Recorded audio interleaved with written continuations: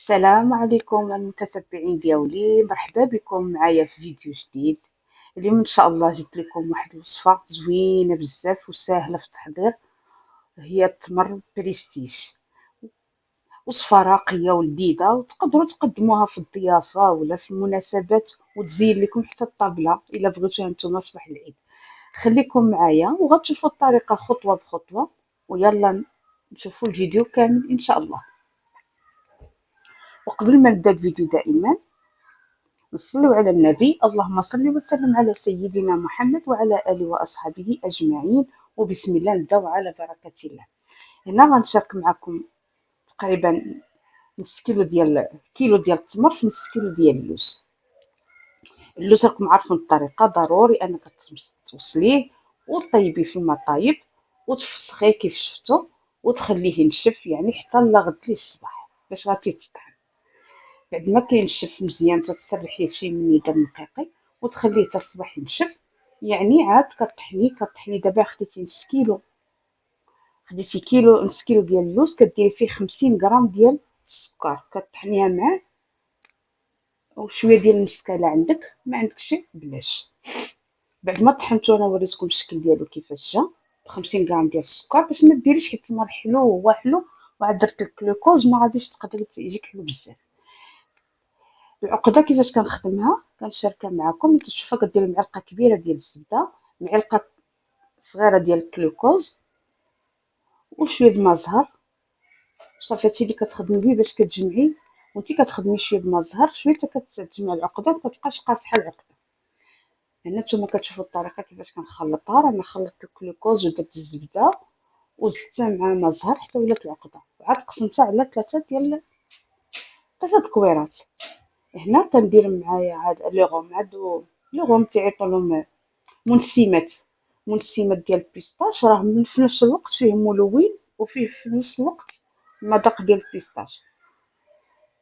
ما بغيتيش ديريهم خلي اللون اللي عندك انت اختيار. انا اختاريت البيستاش واختاريت الفريز.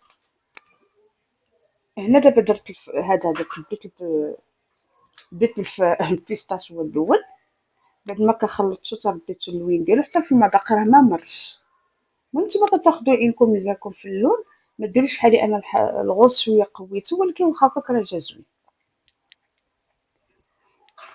بعد ما كورتهم كويرات هكا، كل واحد درت اللون اللي غندير، واحد درتو بيض والاخر درتو في الغوص، هانتوما غتشوفوا الطريقه معايا، والاخر في البيستاش. هنا كنمسح التمر، هذا التمر المجهول خديتو ب60 درهم. كتمسحيه بما زهر، ضروري كتمسحيه بما زهر، كتحيدي ليه العظم كتخوي بهاد الطريقه، راكم كلشي كيعرف هاد الطريقه. انا كنت غير نشارك معكم هاد التمر بريستيج. تقدري ديريه في صباح العيد، ممكن ديريه تزيني بيه الطابله ديالك. المهم انا غير الصديقه ديالي اللي كانت رغبتني ان ندير لها واحد شويه صايبتو ليها وصافي بغيت نشارك معكم في الفيديو. هنا راه بديت بعد ما مسحتو بما زهر، راكم كتشوفوا عاونوني البنات. وهنا كتبقاي تكوري بهاد الطريقه هكا، كديريهم صغيورين شويه على حساب التمر، كتقسمي تا هو على 3 المرات. هنا بديت كنعمر شويه، درت بيستاش خليته غير من مول الزريعه، ديت في البيستاش وعاد درت واحد العقيق ذهبي كملت به. هانتوما غتشوفوا الطريقه باش كتزوقي ملي كتحطيه في البلاطو كيجي مزوق. هنا بديت في التمر، هانتوما شفتوا كي داير البيستاش، اللوز بالبيستاش كيجي شويه منظر زوين وكيجي راقي، شي حاجه راقيه صراحه، بس كيبدل شويه من داك الكركاع. وهذا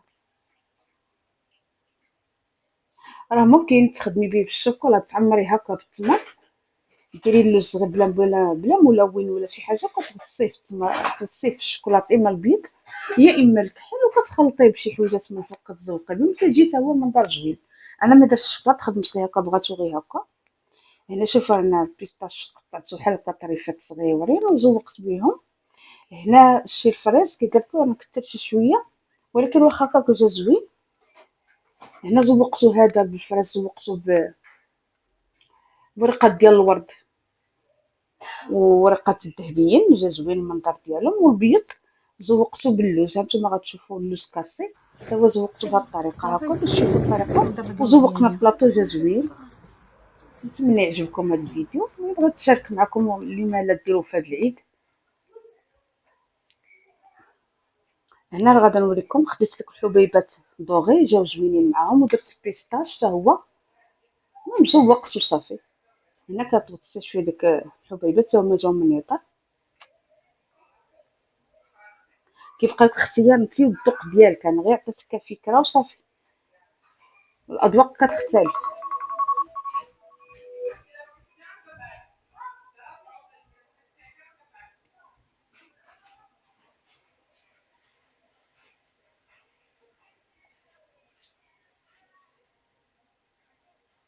هذا هو الشكل، تنوريكم كيفاش يجي حتى من الدار حتى المذاق كيجي زوين. انا راه كنقادو في البلاطو باش كتشوفوا. هانتوما غنوريكم غير الشكل كي يلاه بديت الفاقه ما كملتش. هانتوما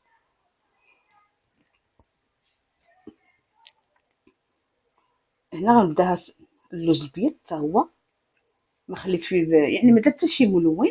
هنا كنزوقو باللوز، شوف الطريقه اللي درتو جا زويون بحال الشكل، جا بحال مشوك. بعد ما ساليت هو اللوز البيض تا هو صايبتو. هنا كنجمع هادشي، يعني هاد كيلو ديال التمر خرجي هاد التشكيلات بلاطو تقريبا عامر تبارك الله جا زوين. نتوما غتشوفوا في النهايه كيفاش جا.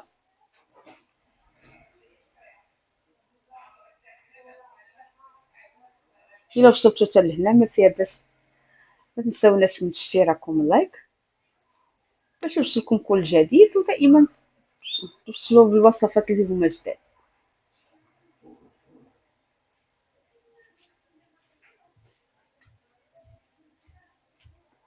هنا غنبدا نزوق دابا اللوز، ونزوق هذا ديال الفريز جا زوين صراحه. حتى المذاق ما تنساش، المذاق راه جا زوين وجا لذيذ.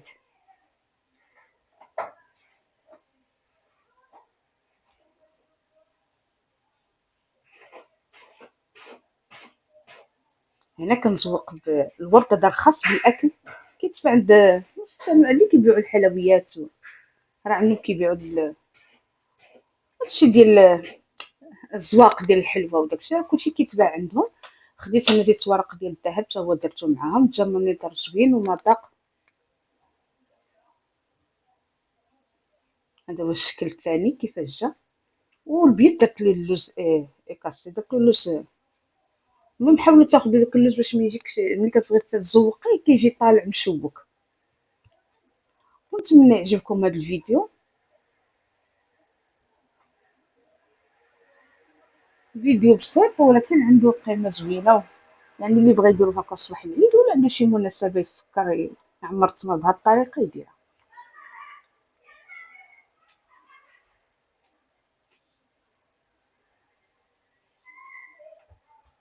هاد الورق ديال الذهب راه عنده البانسو ديالو باش كتخدمي بيه، داك البانس باش كتصايب تزوقي. انا ما عنديش البانس، درت غير بيديا صافي نديبانيو.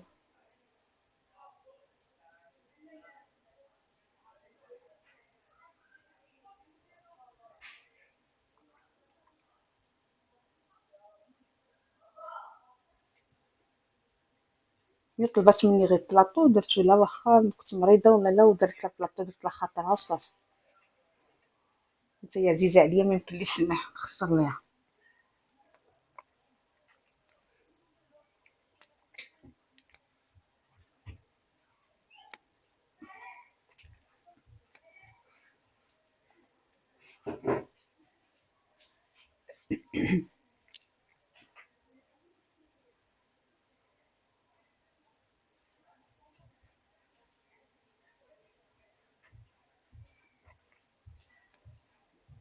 واخا كياخد وقت شوية، يعني حتى داكشي كيبغي التركيز وبشوية بشوية تخدمي.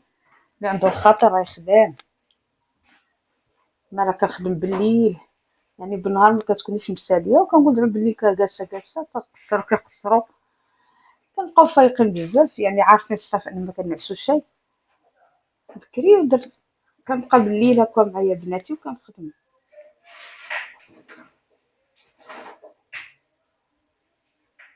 وهذا هو الشكل النهائي ديالو. نتمنى ان شاء الله يعجبكم هذا الفيديو، ونتلاقاو ان شاء الله في فيديو اخر ان شاء الله. مع السلامه.